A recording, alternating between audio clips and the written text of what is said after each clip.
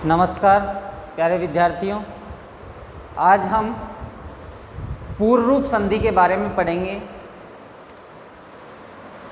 कल हमने पर रूप संधि के बारे में पढ़ा था। आज की हमारी जो संधि है वो कौन सी है? पूर्व रूप। कौन सी है? पूर्व रूप। तो पूर्व रूप संधि की परिभाषा क्या होती है? तो देखिए, ये पूर्व रूप और पर रूप जो दोनों संधियां हैं, पूर्व रूप तथा पर रूप, इनको एक बार फिर से समझ लीजिए। पूर्व रूप संधि और पर रूप संधि। तो पर रूप संधि तो हमने पढ़ ली थी। तो देखिए, पर रूप का मतलब आपको बता दिया था मैंने कि पर का मतलब क्या होता है? बाद वाला रूप। पर का मतलब बाद वाला रूप। और पूर्व रूप का मतलब क्या होता है? पूर्व का मतलब होता है पहले वाला रूप। पूर्व का मतलब क्या होता है? पहले वाला रूप। पर रूप संधि की परिभाषा में हमने पढ़ा था, यानी क्या पढ़ा था कि पदांत अवर्णांत उपसर्ग, अर्थात जो पद के अंत में जो प्लस से पहले वाला जो पूर्व पद होता है, उस पूर्व पद में क्या होना चाहिए? अवर्णांत उपसर्ग होना चाहिए। क्या होना चाहिए? अवर्णांत उपसर्ग होना चाहिए। तो अवर्णांत उपसर्ग के बाद एंग आदि धातु, अर्थात एंग प्रत्याहार से प्रारंभ होने वाली धातु होनी चाहिए। एंग प्रत्याहार में कौन कौन से वर्ण आते हैं? ए और ओ वर्ण आते हैं। और पूर्व पद में क्या होना चाहिए? अवर्णांत उपसर्ग होना चाहिए, अर्थात ऐसा उपसर्ग जिसके अंत में कैसा वर्ण हो? अवर्ण हो। कैसा वर्ण हो? अवर्ण हो। तथा एंगादि धातु हो। कहाँ? उत्तर पद में एंगादि धातु, अर्थात ऐसी धातु जो ए या ओ से क्या होती हो? प्रारंभ होती हो। तो वहां पर रूप आदेश हो जाता था। क्या हो जाता था? पर रूप। पर रूप का मतलब बाद वाला, अर्थात बाद में जो वर्ण होगा, अर्थात बाद में यदि ए है तो ए हो जाएगा, और बाद में ओ है तो क्या हो जाएगा? ओ हो जाएगा। जैसे हमने उदाहरण भी पढ़ा था, प्रधन एजते। प्रधन एजते समझ में आया? तो ये देखो, प्र जो उपसर्ग है और कैसा है? अवर्णांत है, अर्थात इसके उपसर्ग में कैसा, कौन सा वर्ण है? अंत में अवर्ण है। और सामने कौन सा है? ए स्वर है। क्या है? ए स्वर है, अर्थात ए से प्रारंभ होने वाली धातु है एज धातु। एज ते बन रहा है उससे। तो यहाँ पर हम क्या करते थे? पर रूप यानी बाद वाला आदेश कर देते थे। तो हम क्या करते थे? प्र में क्या जुड़ जाता था? ए जुड़ जाता था। क्या बन जाता था? प्रेजते। क्या बन जाता था? प्रेजते। तो पूर्व और पर वर्ण का अर्थात इस ए और ए के स्थान पर परवर्ण हो जाएगा। क्या हो जाएगा? परवर्ण। और ए हट जाएगा तो ये ए इसमें मिल जाएगा, तो क्या बनता था? प्रेजते। तो ये हमारी संधि थी कौन सी? पर रूप संधि। कौन सी संधि थी? पर रूप संधि। अब देखिए, इस पर रूप संधि का ही उल्टा है पूर्व रूप संधि। कौन सी संधि है? पूर्व रूप संधि। दोनों में अंतर सिर्फ इतना है कि ये इसका क्या है? उल्टा है। इसकी उल्टी ये है और इसकी उल्टी ये है। अब देखिए, जैसे पूर्व रूप में क्या होगा? उधर तो क्या था? पूर्व पद में क्या प्लस से पहले वाले पद जो होता है उसको हम बोलते हैं पूर्व पद। कौन सा पद बोलते हैं? पूर्व पद। और प्लस के बाद वाले को कौन सा पद बोलते हैं? उत्तर पद। कौन सा पद बोलते हैं? उत्तर पद। तो उधर तो क्या था? पूर्व पद में अवर्णांत उपसर्ग होना चाहिए, और उत्तर पद में एंग अर्थात ए ओ से प्रारंभ होने वाली धातु होनी चाहिए। और इधर इसका क्या है? उल्टा है। पूर्व पद में क्या होना चाहिए? एंग प्रत्याहार का वर्ण होना चाहिए, अर्थात ए या ओ होना चाहिए।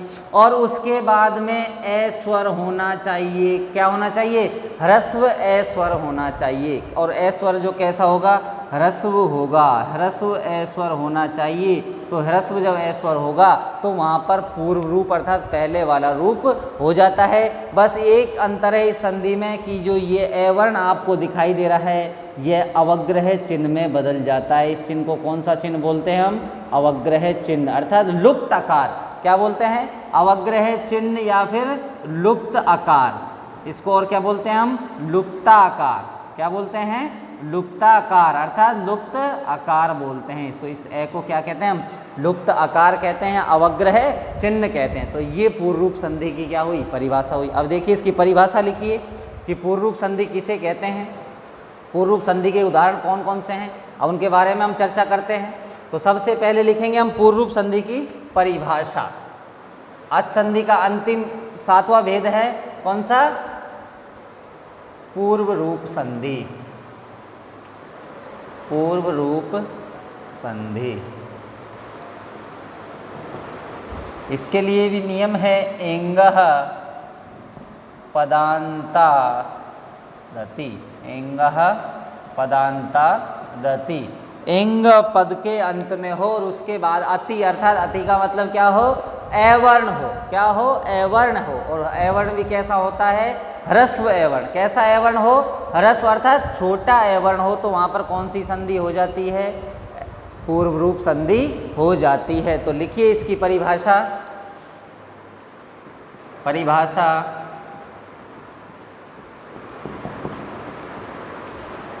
परिभाषा होगी पूर्व रूप संधि की कि पदांत ए ओ के साथ यदि पदांत एंग, और एंग क्या है, एक प्रत्याहार है, और एंग प्रत्याहार में कौन कौन से वर्ण आते हैं, ए और ओ। यदि पदांत ए ओ के साथ ह्रस्व आकार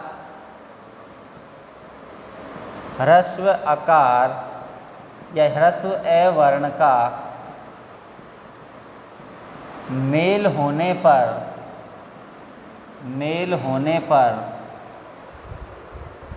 ह्रस्व अवर्ण का मेल होने पर पूर्व रूप एकादेश हो जाता है।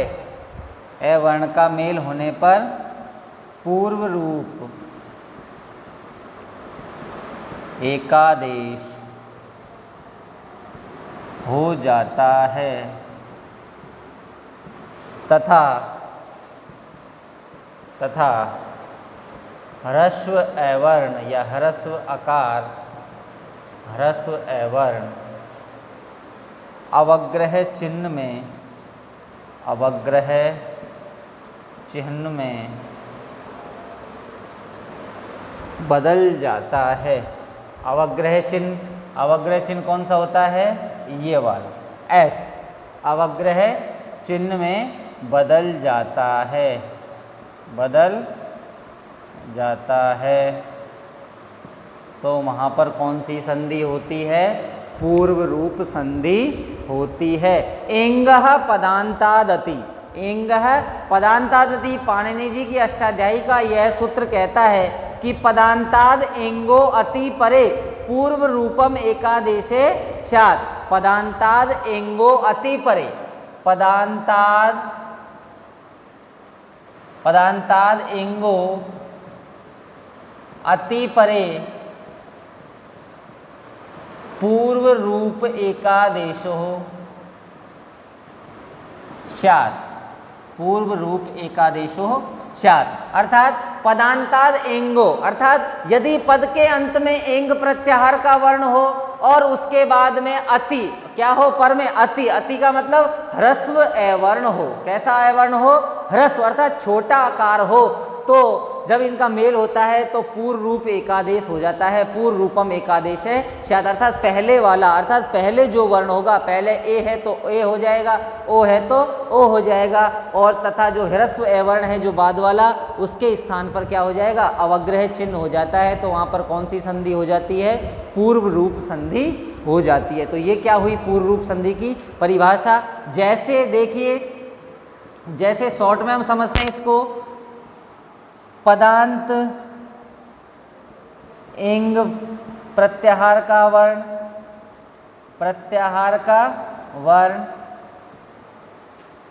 और एंग प्रत्याहार में कौन कौन से वर्ण आते हैं, ए और ओ होता है, और प्लस के बाद क्या होना चाहिए, ह्रस्व अवर्ण हो, ह्रस्व अवर्ण हो, क्या हो, ह्रस्व अवर्ण। तो इस एंग प्रत्याहार के स्थान पर तो क्या हो जाएगा, पूर्व रूप एकादेश, पूर्व रूप एकादेश हो जाएगा। और ये जो ह्रस्व अवर्ण है वो किस में बदल जाएगा, अवग्रह चिन्ह में बदल जाता है, अवग्रह चिन्ह में। तथा अवग्रह चिन्ह को हम क्या बोलते हैं, लुप्ताकार, क्या बोलते हैं, लुप्ताकार बोलते हैं। तो वहाँ पर कौन सी संधि हो जाती है, पूर्व रूप संधि हो जाती है। तो ये पूर्व रूप संधि की परिभाषा हुई कि यदि पद के अंत में, यानी कि पूर्व पद का जो अंतिम स्वर है वो क्या होना चाहिए, एंग प्रत्याहार का वर्ण होना चाहिए। एंग प्रत्याहार के वर्ण से मतलब क्या है, ए अंत में हो या फिर ओ अंत में हो, तथा प्लस के बाद यदि पद के अंत में एंग प्रत्याहार का वर्ण हो और उसके बाद में ह्रस्व ए वर्ण हो, तो जब ह्रस्व ए वर्ण का मेल जब पदांत एंग प्रत्याहार के वर्णों के साथ हो जाता है तो वहाँ पर कौन सा आदेश हो जाता है, पूर्व रूप एकादेश हो जाता है। और वहाँ पर संधि कौन सी होती है, पूर्व रूप संधि होती है और पूर्व रूप एकादेश हो जाएगा। और उसके बाद जो ह्रस्व ए वर्ण है वो किस में बदल जाएगा, अवग्रह चिन्ह में बदल जाता है।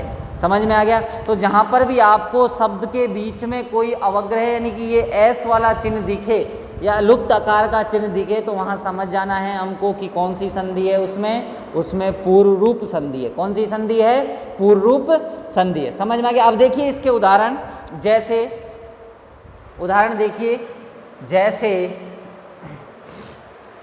हरे धन अव, हरे धन अव, उदाहरण देखते हैं इसके।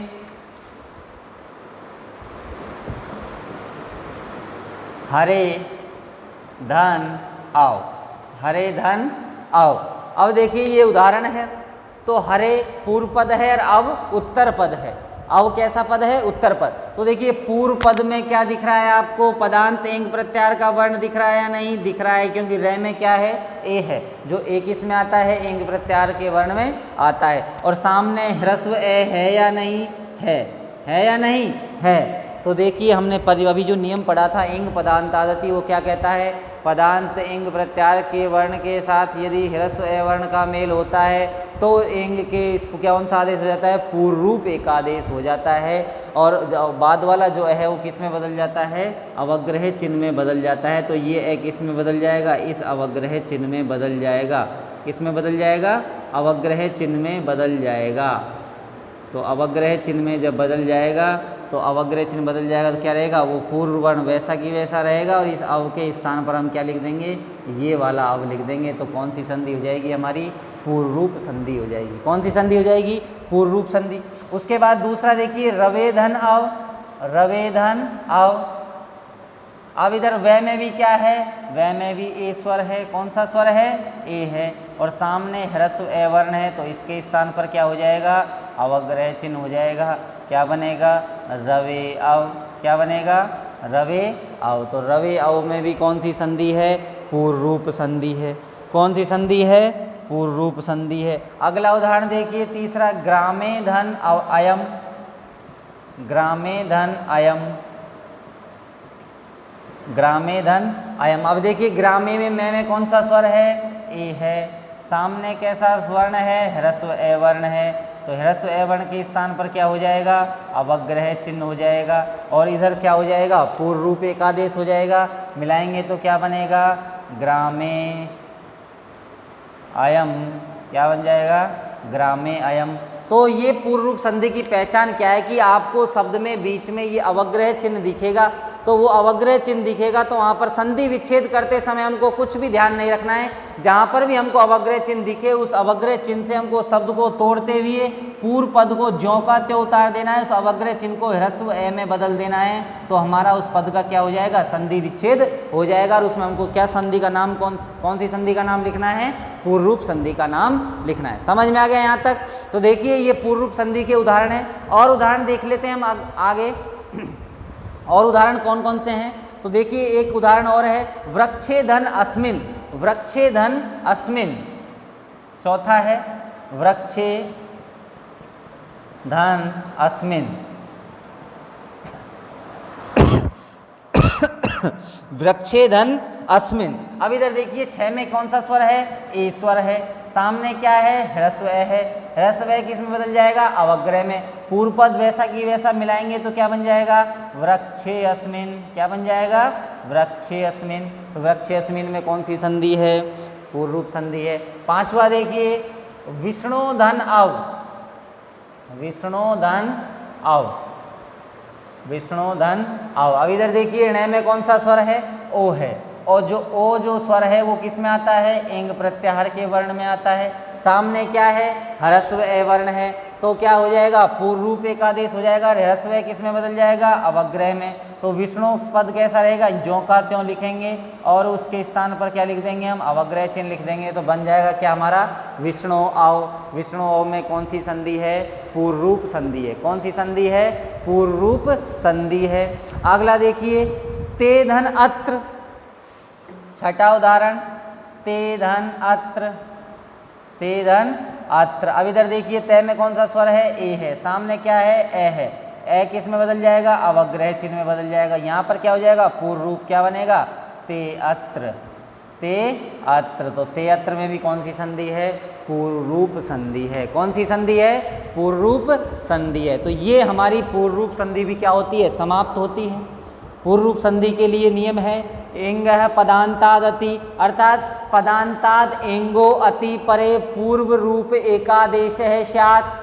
पदांताद अर्थात पद के अंत में यदि एंग है, एंग प्रत्याहार का वर्ण हो, अर्थात ए या ओ वर्ण हो, और उसके बाद में अति अर्थात ह्रस्व ए वर्ण हो, तो वहाँ पर पूर्व रूप एकादेश हो जाता है, तथा जो ह्रस्व ए वर्ण है वो अवग्रह चिन्ह में बदल जाता है। तो वहाँ पर कौन सी संधि हो जाती है, पूर्व रूप संधि हो जाती है। कौन सी संधि हो जाती है, पूर्व रूप संधि हो जाती है। समझ में आ गया। अब देखिए, स्वर संधि का अंतिम भेद, स्वर संधि का अंतिम भेद। स्वर संधि के 8 भेद होते हैं, आपको लिखाए थे। सबसे पहला यण संधि, यण स्वर संधि, उसके बाद अयादि स्वर संधि, उसके बाद गुण स्वर संधि, चौथा है वृद्धि स्वर संधि, पांचवा था दीर्घ स्वर संधि, छठा था हमारा पररूप स्वर संधि, और सातवां था हमारा पूर्वरूप स्वर संधि। अब अंतिम भेद आता है जो है प्रकृति भाव स्वर संधि। प्रकृति भाव स्वर या अच संधि, प्रकृति भाव स्वर या अच संधि। अब देखिए, हम प्रकृति भाव की परिभाषा पढ़ेंगे। स्वर संधि का अंतिम भेद है, कौन सा है, प्रकृति भाव। प्रकृति भाव संधि, प्रकृति भाव संधि। अब देखिए, प्रकृति भाव संधि में कुछ नहीं है। प्रकृति का मतलब होता है जैसी वर्ण की प्रकृति है या जैसी विच्छेद की प्रकृति है, वैसा की वैसा उसको लिख देते हैं। तो देखिए, प्रकृति भाव जो संधि है इसमें कोई भी बदलाव नहीं होता है। प्रकृति भाव संधि में क्या नहीं होता है, कोई भी बदलाव नहीं होता है। समझ में आ गया, क्यों नहीं होता है वो भी मैं बताऊंगा आपको। तो देखिए, प्रकृति भाव अर्थात जैसी शब्द की प्रकृति है वैसी की वैसी रहेगी, जैसी शब्द की प्रकृति है वैसी की वैसी रहेगी। अब इधर देखिए, इसकी परिभाषा भी लिख लेंगे। उससे पहले हम एक और इसका उदाहरण देख लेते हैं प्रकृति भाव के बारे में। जैसे विष्णु धन इमऊ, विष्णु धन इमऊ ये आएगा। तो विष्णु धन इमऊ जब आएगा तो इसके बीच में से हमको इस प्लस के चिन्ह को हटा देना है और दोनों पदों को मिलाकर के लिख देना है। तो क्या बन जाएगा, विष्णु इमऊ।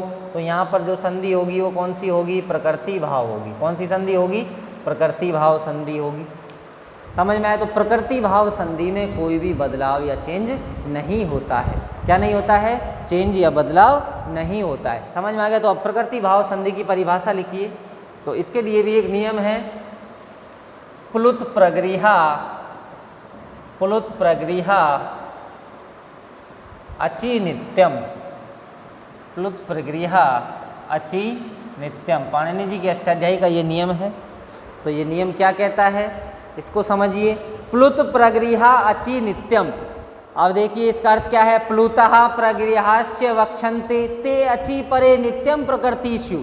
अर्थात प्लुत स्वर या प्रगृहा संज्ञक शब्द के साथ किसी भी स्वर का जब मेल होता है तो मेल होने पर वहाँ पर क्या हो जाता है, प्रकृति भाव आदेश हो जाता है। तो इसकी परिभाषा लिखिए सबसे पहले।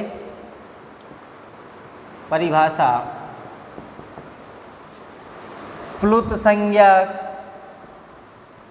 प्लुत संज्ञक शब्द स्वर या शब्द तथा प्लुत संज्ञक तथा प्रगृह्य संज्ञक शब्द के साथ किसी भी स्वर वर्ण का मेल होने पर प्रकृति भाव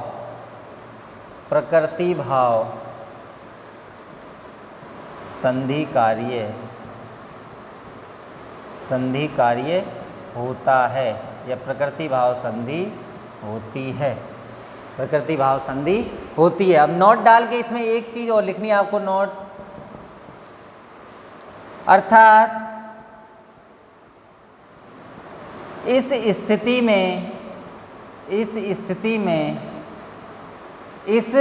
स्थिति में अब ये नोट डाल के अलग से लिखवा रहा हूं, तो प्लुत प्रकृति भाव संधि की परिभाषा तो है प्लुत संज्ञक शब्द या प्रगृह्य संज्ञक शब्द के साथ जब किसी भी शब्द का जब मेल होता है या स्वर वर्ण का मेल होता है तो वहां पर प्रकृति भाव आदेश हो जाता है। तो प्रकृति भाव आदेश हो जाएगा तो नोट डाल के आगे लिखना है, तथा ऐसे शब्दों में, अर्थात इस स्थिति में या इस स्थिति में शब्दों में संधि कार्य नहीं होता है, संधि कार्य नहीं होता है या कोई भी बदलाव नहीं होता है, या कोई भी बदलाव या चेंज नहीं होता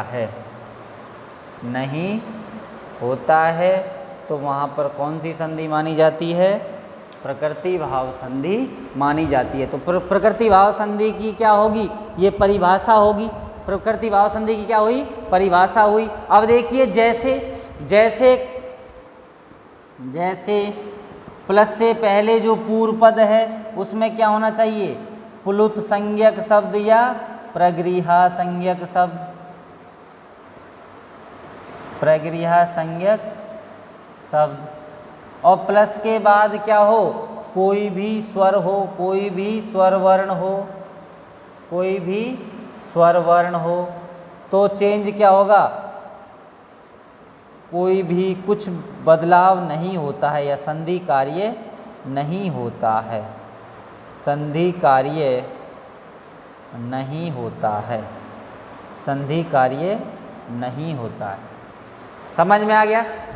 तो देखिए प्रकृति भाव संधि के बारे में कि प्रकृति भाव संधि किसे कहते हैं, कहाँ होती है प्रकृति भाव संधि।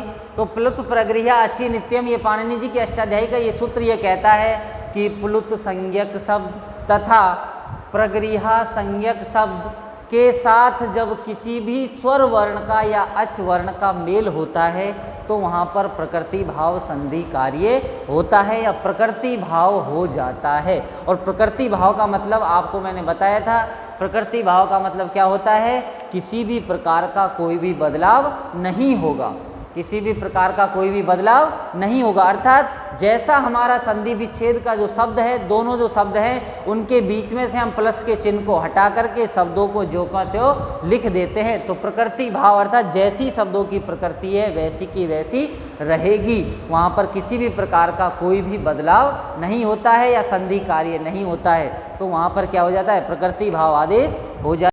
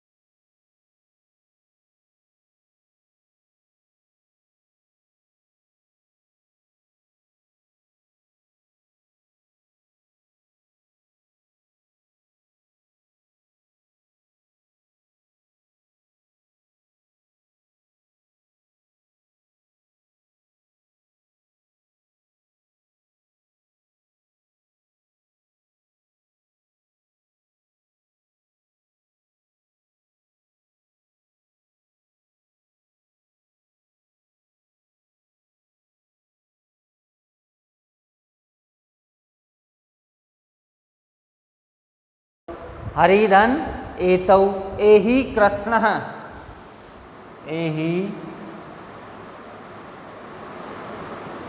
कृष्णः, एहि कृष्ण। अब देखिए कृष्ण है जो आपको दिख रहा है, तो कृष्ण में 3 का निशान आपको दिख रहा है, दिख रहा है क्या नहीं दिख रहा? दिख रहा है। एहि कृष्ण अत्र गौश्चरति, अत्र गौश्चरति। अरे कृष्ण यहाँ गायें चल रही है।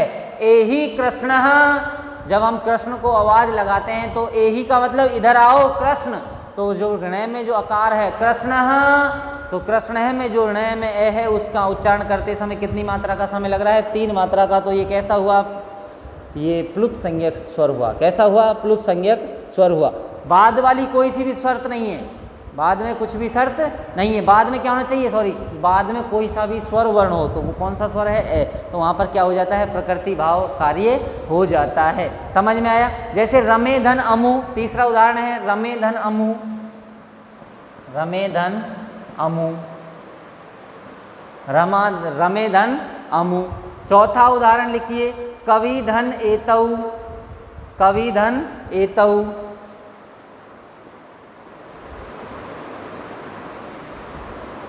कवि में बड़ा ये आता है, कवि धन एतौ। 5वां उदाहरण है साधु धन इमौ, साधु धन इमौ। अब इधर देखिए, अब इनको समझना है। हरि धन एतौ, तो यहाँ पर प्रकृति भाव कैसे होगा? तो देखिए प्रकृति भाव संधि की हमने परिभाषा पढ़ी थी। प्लुत संज्ञक शब्द या प्रक्रिया संज्ञक शब्द के साथ जब किसी भी स्वर वर्ण का मेल होता है तो वहाँ पर प्रकृति भाव हो जाता है। प्रकृति भाव का मतलब कोई भी बदलाव नहीं होता है। तो इधर देखिए ये जो हरि में जो रे में ई है, ये दीर्घ ई है या नहीं है? तो दीर्घ ई हमने मैंने आपको बताया था अभी कि ये कैसा संज्ञक शब्द है? प्रगृह्य संज्ञक, क्योंकि ईत अर्थात दीर्घ ई होती है या द्विवचनांत जो रूप होता है, द्विवचनांत भी है ना। तो ये क्या इसकी कौन सी संज्ञा होती है? इसी की प्रगृह्य संज्ञा होती है। और सामने क्या है? स्वर वर्ण है, तो क्या होगा? प्रकृति भाव हो जाएगा। तो प्रकृति भाव का मतलब मैंने बताया कुछ भी चेंज नहीं होगा, केवल प्लस का चिन्ह हटा देंगे और क्या लिख देंगे? हरि एतौ। हरि एतौ में कौन सी संधि है? प्रकृति भाव। इधर क्या है? एहि कृष्ण, तो ये कृष्ण में क्या है? प्लुत संज्ञक शब्द है, सामने ए वर्ण है, तो यहाँ पर भी कुछ नहीं होगा। क्या होगा? एहि कृष्ण अत्र गौश्चरति। कुछ चेंज नहीं होगा, केवल प्लस का चिन्ह बीच में से हट जाएगा। रमे धनमु, ये क्या है? एत है, एत है या नहीं? तो एत है तो इसकी प्रक्रिया संज्ञा होती है या द्विवचनांत रूप भी है, रमा रमे द्विवचनांत रूप भी है। उसके बाद स्वर वर्ण है, तो यहाँ पर भी कुछ चेंज नहीं होगा। प्रकृति भाव क्या हो जाएगा? रमे धन अमु, तो कौन सी संधि है? प्रकृति भाव। अब ये कैसा है? दीर्घ ई है या कवि, कवि द्विवचनांत रूप है, उधर ए वर्ण है, तो क्या हो जाएगा? कवि एतौ, तो यहाँ पर भी कौन संधि है? प्रकृति भाव है। साधु धन इमौ, तो ये कैसा है? दीर्घ उ है और उधर ई स्वर है, तो यहाँ पर भी क्या हो जाएगा? प्रकृति भाव हो जाएगा। साधु धन इमौ इति अच संधि प्रकरणम। तो यह हमारा अच संधि के जो 8 भेद हैं वो क्या होते हैं? संपूर्ण होते हैं। तो हमने अच संधि के 8 भेदों के बारे में पढ़ लिया है। अंतिम जो भेद था प्रकृति भाव, जिसमें किसी भी प्रकार का कोई भी बदलाव कार्य नहीं होता है। और प्रकृति भाव संधि की परिभाषा है कि प्लुत संज्ञक शब्द या प्रक्रिया संज्ञक शब्द के साथ जब किसी भी स्वर वर्ण का मेल होता है तो वहाँ पर क्या हो जाता है? प्रकृति भाव आदेश हो जाता है और किसी भी प्रकार का कोई बदलाव नहीं होता है। ये हमारे उदाहरण हुए। तो इस प्रकार हमारी ये जो अच संधि है उसके 8 भेद आज समाप्त होते हैं। अब अगली कक्षा में हम पढ़ेंगे हल संधि या व्यंजन संधि के बारे में कि हल संधि कहाँ और कैसे होती है।